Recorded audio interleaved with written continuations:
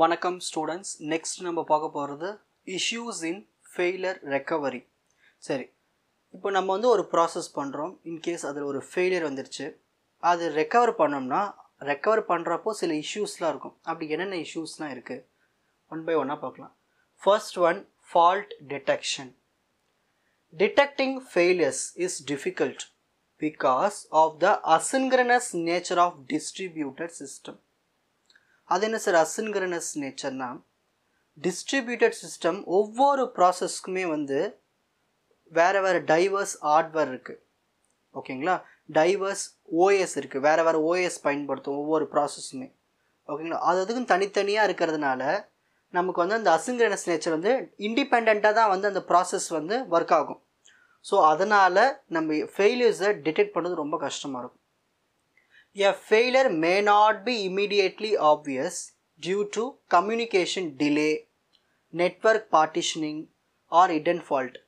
ஓகேங்களா, ஸோ கம்யூனிகேஷனில் ஏதாவது டிலே ஆகிடுச்சுன்னா, இப்போ ஒரு சிஸ்டம் இருக்குது, நெட்வொர்க்கு, அதில் process first layer, second layer, third layer இருக்கும்போது அந்த கம்யூனிகேஷனில் ஏதாவது பிரச்சனை இருந்தாலோ, இல்லை நெட்வொர்க்கில் ஒழுங்காக இல்லைனாலோ, இல்லை ஹிடன் ஃபால்ட், நம்மளுக்கு தெரியாத ஃபால்ட் இருந்தாலும் நம்ம ரொம்ப கஷ்டம் கண்டுபிடிக்கிறது என்ன தான் ஃபால்ட்டுன்னு.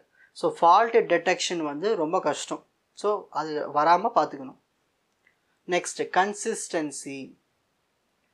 Ensuring data consistency after a failure is challenging one, especially when multiple processes are involved.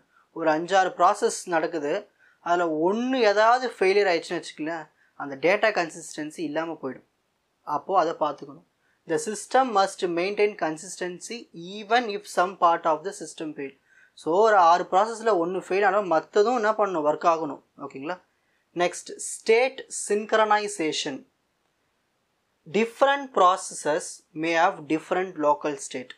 So இப்போது ஒரு ப்ராசஸ்ன்னு வச்சுக்கோமே, 1 2 3 இந்த மாதிரி 5 ப்ராசஸ் இருக்குது. ஒவ்வொன்றுத்துக்கு என்ன இருக்கும், கண்டிப்பாக ஸ்டார்டிங்கில் ஒரு லோக்கல் ஸ்டேட்னு ஒன்று இருக்கும்.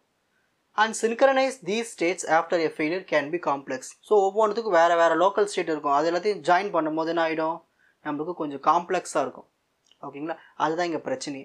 Role back recovery often requires coordination to return a consistent global state. So அப்படி ஜாயின் பண்ணும்போது நம்மளுக்கு கொஞ்சம் காம்ப்ளெக்ஸான ஸ்டேட்ஸ் வரதுனால பிரச்சனை, ரெக்கவரி பண்ணும்போது பிரச்சனை வரும். ஸோ அதனால் நம்ம இந்த கோஆர்டினேட்டட் செக் பாயிண்ட்லாம் பயன்படுத்தும் போது ஈஸியாக ரெக்கவரி பண்ணலாம். ஆனால் இதெல்லாம் பிரச்சனை, இதெல்லாம் ஸ்டார்டிங் நம்ம இஷ்யூஸ், இதுக்கப்புறம் தான் அதெல்லாம் கொண்டு வந்தாங்க கோஆர்டினேட்டட் செக் பாயிண்டிங் எல்லாமே. Next, fourth one, communication failure. Message loss, அதை டிலேன்னு சொல்லலாம், can inter recovery effects. So message நம்ம சென்ட் பண்ணுற நெட்வொர்க் லேயரில் ஒவ்வொரு நெட்வொர்க்குக்குமே அந்த ப்ராசஸ்க்கு அப்போது ஏதாவது பிரச்சனை இருந்துச்சுன்னா கூட நம்மளால் ரெக்கவர் பண்ணுறது கஷ்டம்.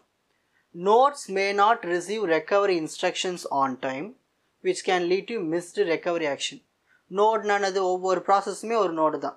ஸோ அந்த ப்ராசஸ் வந்து என்ன பண்ணணும், அக்செப்ட் பண்ணணும், கொடுக்குற மெசேஜை அக்செப்ட் பண்ணி வாங்கிக்கிட்டு இன்ஸ்ட்ரக்ஷன்ஸ்லாம் வாங்கிக்கிட்டு அதுபடி ஃபாலோ பண்ணணும்.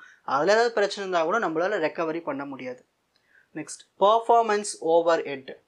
Failure recovery mechanisms such as logging, checkpointing, replication introduce extra overhead that can slow down the system. இப்போ நம்ம செக் பாயிண்டிங்லாம் பயன்படுத்துவோம், ஓகேங்களா, ரெக்கவரி பண்ணுறதுக்கு. அதெல்லாம் கொஞ்சம் எக்ஸ்ட்ரா பேர்டன் தான் சிஸ்டம்க்கு. ஓகேங்களா, அப்படி பண்ணுறதுனால என்ன நடக்கும்னா சிஸ்டம் ஸ்லோ ஆகிடும்னு சொல்கிறாங்க. செக் பாயிண்டிங் பற்றி ப்ரீவியஸாக உங்களுக்கு சொல்லி கொடுத்துட்டே வந்திருப்பேன். ஸோ செக் பாயிண்டிங்னு தெரியும் இல்லையா, எப்பயுமே ஒரு லோக்கல் ஸ்டேட் என்ன பண்ணோம், திரும்ப ஒரு செக் பாயிண்ட்டை க்ரியேட் பண்ணி வச்சுக்கோங்க, எதுக்கு, ரெக்கவரி பண்ணுறதுக்கு. Striking a balance between recovery reliability and system performance is crucial.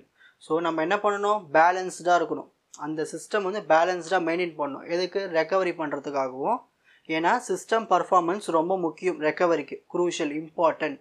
So burden இல்லாமல் பார்த்துக்கணும், சிஸ்டம்க்கு நிறைய உள்ள டெக்னிக்கல் கொடுக்காம, அதாவது செக் பாயிண்டிங், ரெப்ளிகேஷன், லாகிங் இந்த மாதிரி அதிகமாக கொடுக்காம சிம்பிளாக கொடுத்து வச்சோம்னா நம்மளுக்கு சிஸ்டம் பர்ஃபார்மன்ஸ் ஓரளவுக்கு இருக்கும். சிஸ்டம் பர்ஃபார்மன்ஸ் நல்லா இருந்தால் தான் ரெக்கவரி பண்ணுறதுக்கு முடியும். நெக்ஸ்ட், சிக்ஸ்த் ஒன், நான் blocking recovery. Ensuring recovery without blocking other parts of the system can be difficult. அப்போது நம்ம சிஸ்டமில் இருக்கிற மற்ற பார்ட்ஸை வந்து பிளாக் பண்ணாமல் யூஸ் பண்ணுறது கஷ்டம்தான், especially in large scale system where process are highly interconnected. So எல்லாத்தையும் நம்ம வந்து என்ன பண்ண முடியாது, தனித்தனியாக வந்து என்ன பண்ண முடியாது, பிளாக் பண்ண முடியாது. ஏன்னா எல்லாமே ஹைலி இன்டர் கனெக்டடாக இருக்கும்போது, டிஸ்ட்ரிபியூட்டர் சிஸ்டம்னாலே ஃபுல்லாக ஹைலி இன்டர் கனெக்டட் தான்.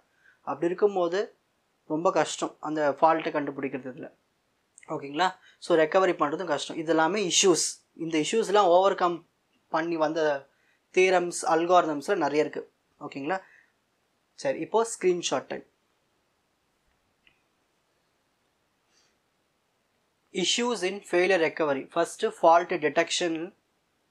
Second one, consistency. Third one, state synchronization. Fourth one, communication failure. Fifth one, performance overhead. Sixth one, non-blocking recovery. உங்களுக்கு இந்த கண்டென்ட் ஈஸியாக புரிஞ்சிருக்கும்னு நினைக்கிறேன். வாட்ச் அதர் எபிசோட்ஸ் இன் த appropriate playlist. Fuji silver academy strength success directive. வணக்கம்.